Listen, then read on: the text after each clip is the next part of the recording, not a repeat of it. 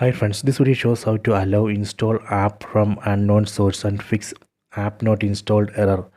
Please don't forget to subscribe this channel. Please like and share the video. Go to settings, tap on the settings app icon, go down, select privacy protection, select special permissions. From this list, select install unknown apps. Here we can see list of apps.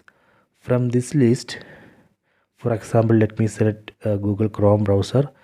Then enable this option, allow from this source. Select checkbox, tap on OK. This way we can allow this Google Chrome browser to download and install Android APK file from unknown source or internet. Tap on OK. Done. Go back.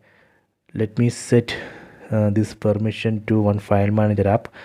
I am going to select this default file manager app. Enable this option.